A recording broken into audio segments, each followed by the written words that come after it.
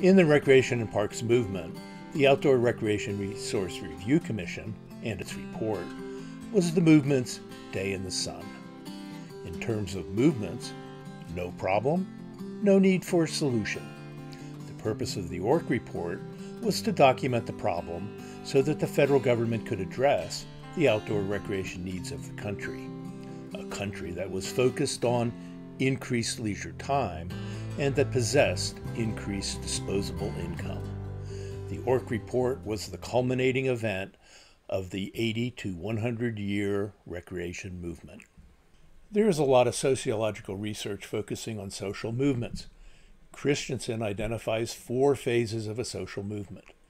They can loosely be applied to the recreation and parks movement. The first is the emergence phase. There is a need or problem seeking redress. In recreation, the introduction of gymnastics with the Turner's movement imported from Germany circa the 1850s and Dr. Marie Zakharuska and the Boston Sand Gardens signaled the emergence of the playground movement in 1886. In the coalescence phase, the movement becomes organized and strategic in its focus. Joseph Lee helped to create the Playground Association of America in 1906. Later, it evolved into the National Recreation Association. In the bureaucratization phase, movements move away from volunteers to paid professionals. The National Recreation School trained these paid professionals for the recreation and parks field. The last phase is the institutionalization phase, where the recreation movement became established within the mainstream of society. The ORRRC report facilitated the transition into this phase with the passage of legislation and the creation of government agencies and a national organization. Strategically, the purpose of the ORRRC report was to justify the institutionalization of the recreation and parks movement.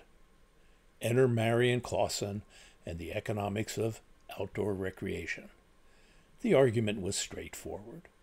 Using visitors to the national parks, demand was growing exponentially, while the supply of park and outdoor recreation resources lagged far behind. Clausen's Crisis in Outdoor Recreation, in a 1959 article in Forestry magazine, graphically illustrates the supply and demand problem.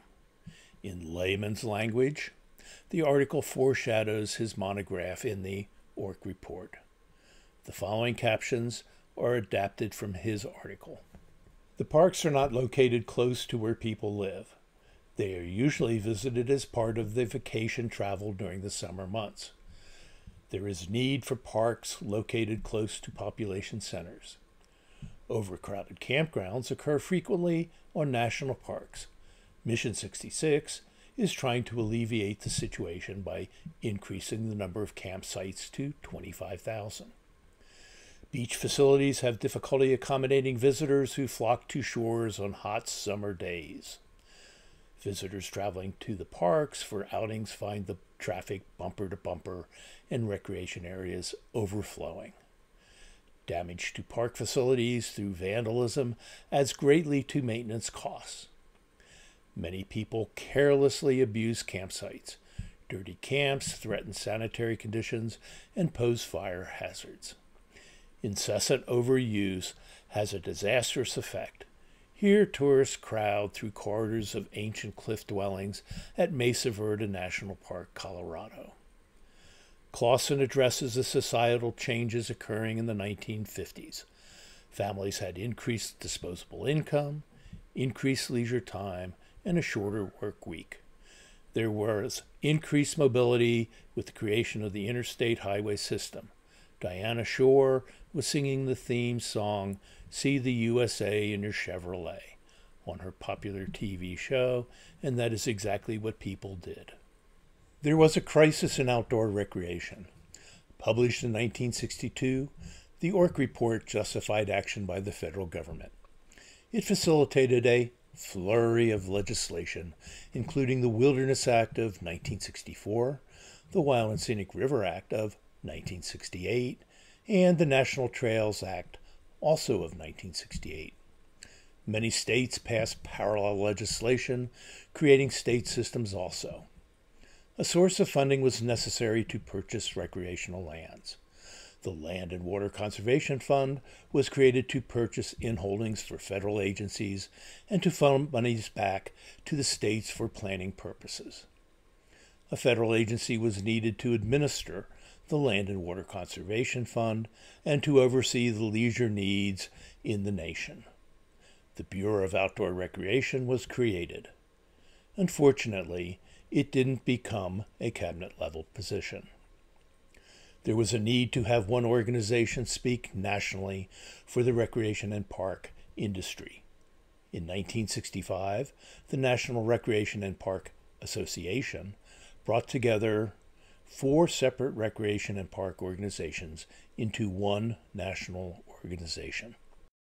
In summary, the ORRRC Report documented a nation that was focused on leisure and outdoor recreation. Returning to social movements, the ORRRC Report facilitated the institutionalization phase of the recreation movement. It resulted in the passage of legislation and the creation of the Bureau of Outdoor Recreation, the Land and Water Conservation Fund, and the National Recreation and Park Association. These institutions formed the foundation of the recreation and parks infrastructure today. The ORRRC Report was our day in the sun when outdoor recreation was truly a national issue.